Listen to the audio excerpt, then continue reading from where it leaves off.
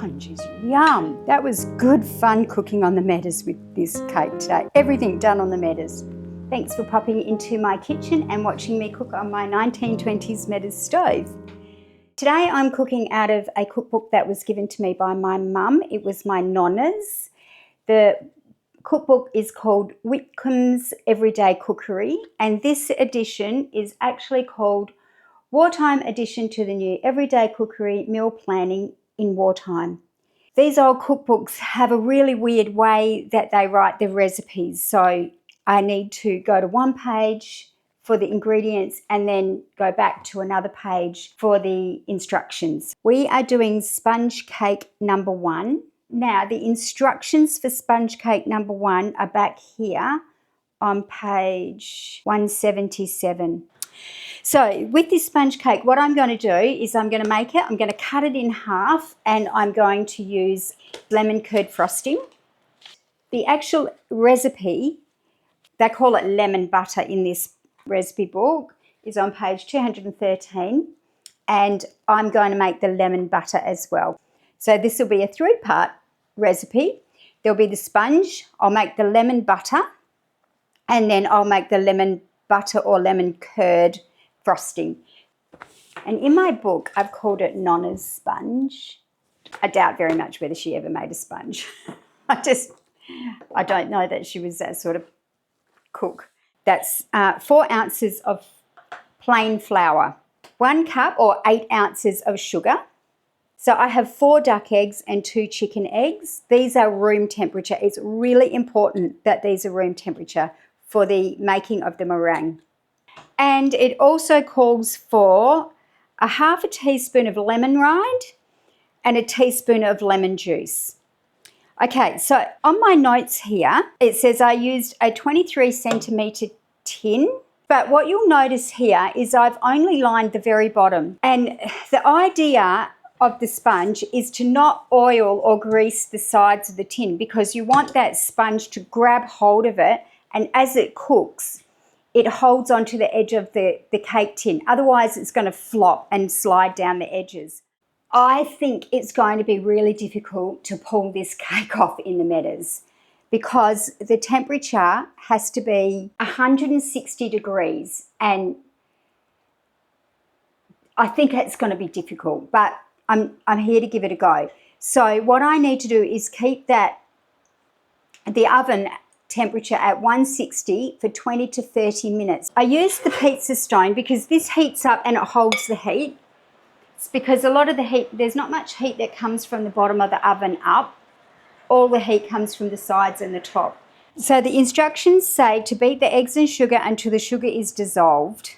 Then add the whites beaten stiff, the flavourings, and lastly the flour. I'll just quickly show you the fire, how quick that's got itself going, quite fast and furious. I'll close the vent and I'll just monitor it, because I really do. I want this to work out. I so much want this to work out.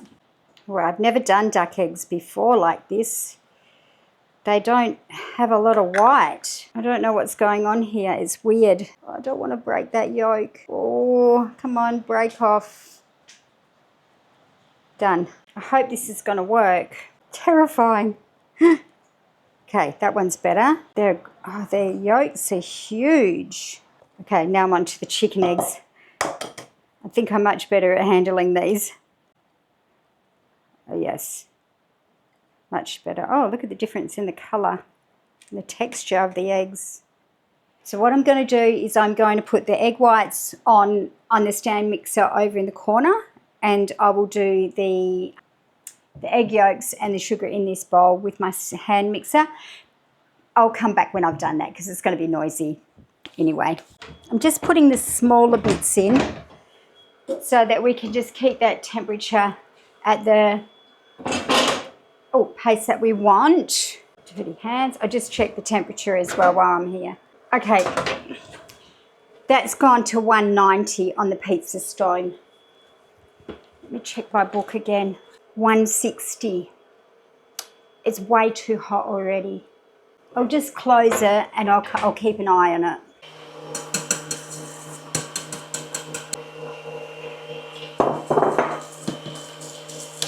Oh, it's hot in here. And I have washed my hands, and you can see that is a burn. One of the joys of having a wood-fired stove. Burn yourself a lot. Now, I've done the egg white, the eggs. This is the way that you test if the sugar has melted.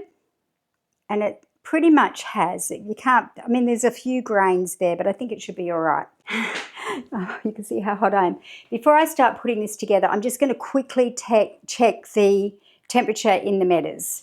It's saying 199 on the gun. That is saying 200 as well. I might just leave that open while I finish off doing what I'm doing, because we've still got a fair bit of fire in there.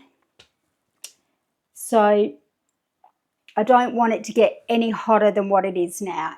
It needs to be 160, which is actually quite a low oven. I tell you what, everyone said that the duck eggs would take a lot longer to become a meringue, but that was quite quick, and it's quite different to chicken eggs. They look like clouds. Anyway, all we can do is carry on and see how we go. Now I'm going to start assembling all of this. 1 teaspoon of lemon juice in. My ½ teaspoon of lemon rind in. The salt, I'm going to mix that with the flour. Okay, I'll mix that in. Okay, let me just check what we've got going on here. We've got the lemon juice, we've got the lemon rind, we've got the eggs, we've got yolks, we've got the sugar. And now I'm going to start putting in the whites, a little bit at a time. I'm just going to do a nice slow folding action. There's no leavening agent in this. There's no baking powder or baking soda or self-raising flour. All of the rising comes from these nice fluffy egg whites. Well, let's hope. So nice gentle movements for this. I'm excited for this sponge cake because using the duck eggs is really, yeah, like I said, I've not used duck eggs before. I hope it doesn't taste really eggy. This is the last of the egg white going in.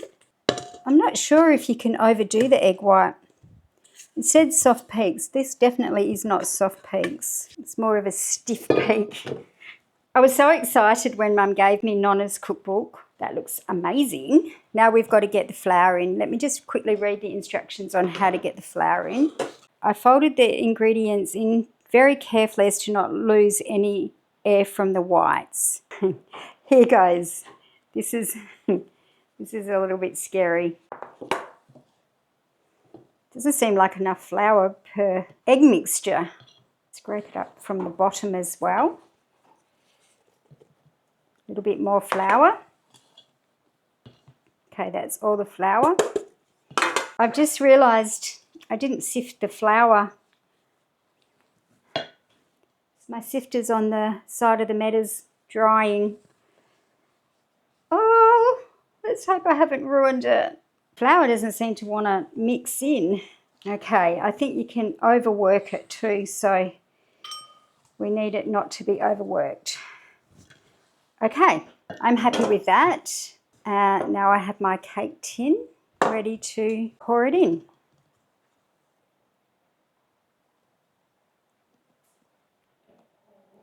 Wow, I'm a little nervous about this because that is a lot of cake mixture in there. Okay, well, we can only just do it. Now to get it in the oven. So one more quick check of the temperature. It is 200 on the pizza stone and 175. I am happy with that. I'm going to get the cake in and got my fingers crossed. I hope it's okay. Okay, so I'm going to clean up the mess and I'll be back in 25 minutes. Okay, that's 25 minutes. I've got my skewer for the sponge, so I'll quickly turn the timer off. So I'll just quickly open this. So I only just put them on maybe about 10 minutes ago. Oh, OMG. Check this cake out. I don't think it's cooked, but check it out. I'm definitely going to give it another 10 minutes. I hope you can see that, but I don't want to mess around too much with the cake coming in and out of the oven. But I'm going to give it another 10 minutes because it's still very wobbly.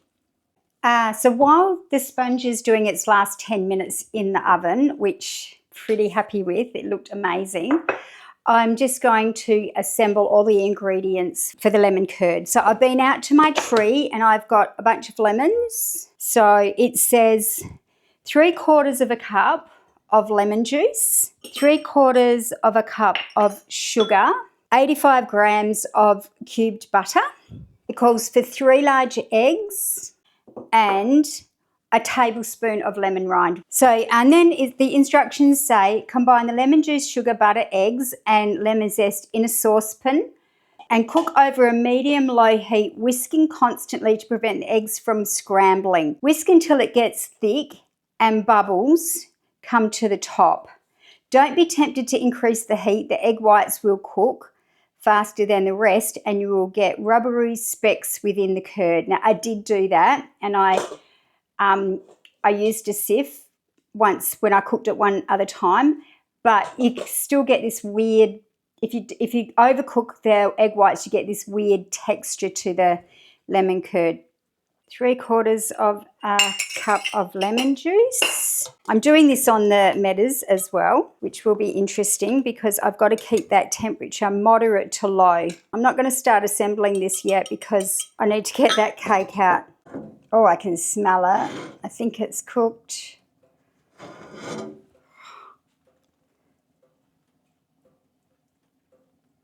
It's cooked. Can you see it? It looks incredible. Check that out. I am so happy. So I'm going to have to, I'm so excited. I just have to maneuver my way around. Okay, so the amount of coals that I had in here was perfect. And now I'm about to cook the bean curd. What am I thinking? The lemon curd on here. I reckon that will just be perfect for that as well. So I got to put the sponge on the windowsill to let it cool, and then I'll get back onto the lemon curd. So that's the lemon juice. So it's calling for a teaspoon. Oh, actually no, it's a tablespoon, not a teaspoon. All right, so we need quite a bit. I might need another lemon. Yum. Okay, I'll put those aside. Oh, it's still hot. So I'll get a knife and quickly just run it around the edges. Oh, that's good. That's coming away nicely. And that looks incredible. Okay, so what I want to do now is I want to quickly tip it upside down. Oh my goodness. I cannot believe this. I can't wait for my mum to see this video. She is going to be blown away that I cooked a sponge cake in the Medders. She was blown away when I cooked it in her oven last time I was up at her house. Using that pizza stone really does work, I think, for the cakes, because imagine if we didn't have the pizza stone, that would never have cooked enough from the bottom. I honestly couldn't be happier with that sponge, how it's turned out. I've been dreaming about doing that sponge cake in my Medders. Strange woman. But I have.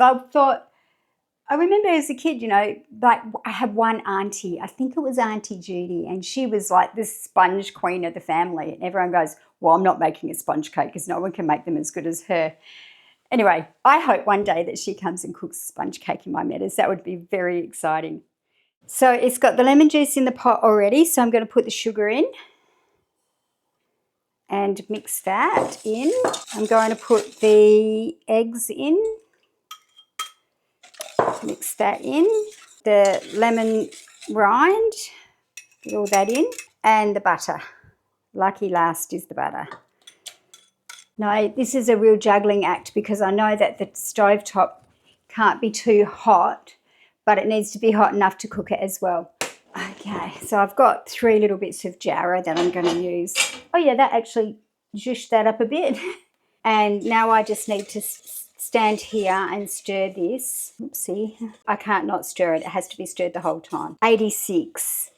Temperature's 86. I've been stirring for about 4 or 5 minutes, and I was looking at it and thinking, oh no, the egg whites have cooked, and then I just went like that, and it's not, it's the butter. The temperature of the stovetop is 99, so obviously that's not a bad heat. So you can see all the butter has melted, and I've been going for about 6 minutes now. The hot plate is 90, so obviously 90 is the sweet spot. I keep turning the pot so that it's got an even heat on both sides. I need to be patient. So I've been stirring for 12 minutes. Yes, we got our bubbles there. You can see the texture and the colours changed. Cool, I'm going to take that off now. That took a long time. That took 30 minutes. I ended up putting it on the middle burner where the heat was, and I think the temperature of that was about 170, and this got to 67. Doesn't look like we got any egg white. What a joke if it's easier and better to do it on the Metas than it is on a stove. Just took a lot longer. Okay, so I'll just put a bit of Glad wrap, and what you have to do with Glad wrap, you actually have to push it down onto the lemon curd, otherwise it gets the skin on it. Pretty happy with how that turned out. I was really skeptical about how I was going to be able to manage the heat on the top of that Metas to make the lemon curd. Okay, so now we're ready to do the next bit, which is cooking of the lemon curd frosting. We need a half a cup of the lemon curd. Half a cup goes in there. Then we need a quarter of a cup of the cream. Let's put that in. We need 3 teaspoons of corn flour. Okay, and now we mix that all together and make a paste. And then we have to cook this on the stove on low to medium until this cornstarch starts to thicken. I feel as though there's been loads of standing at this Metas today. That's taken a couple of minutes. Okay, I think that looks good. I need to leave that to cool. Yum. That is delicious. I'll get some Glad wrap and put over the top of that so it doesn't get a skin on it. I'm going to cut this in half and then get ready to fill it. This is going to be a delicate operation. Have my bread knife. I think that's half. Hope they're even. Have we got through? We did. Okay, I'll just lift it off nicely like that. OMG. Check out the other side. I've got the cream. And all I need now is a quarter of a cup of icing sugar, and that's all going in here.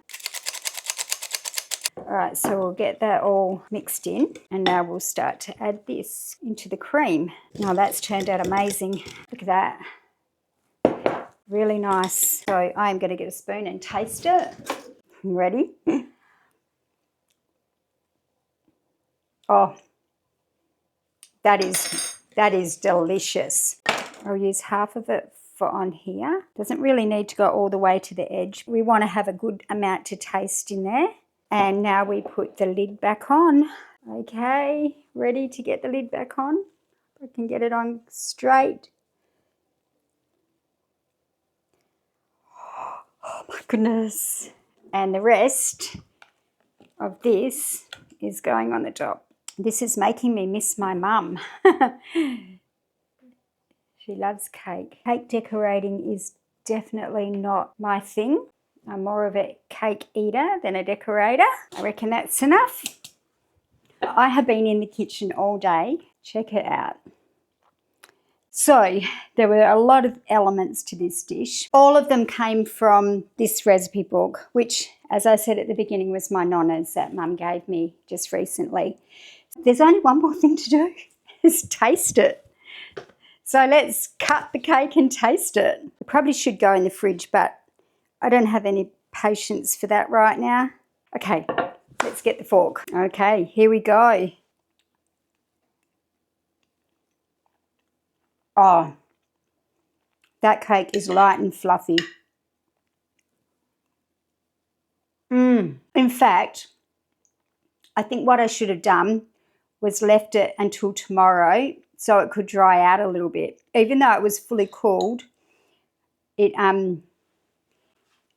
could have done with a little bit of time to dry out. You can see how spongy and delicious it is. Yum. Oh my goodness, that is delicious. Yum, oh. Okay. I need to go and eat this. If you got all the way to the end of this video, I'm super grateful. It was a big day in the kitchen today. So I'm really grateful. Thank you. Thank you. Sponges, yum. That was fun. That was good fun cooking on the Meadows with this cake today. Everything done on the Meadows. Even the lemon curd. Even the lemon curd. And it didn't split.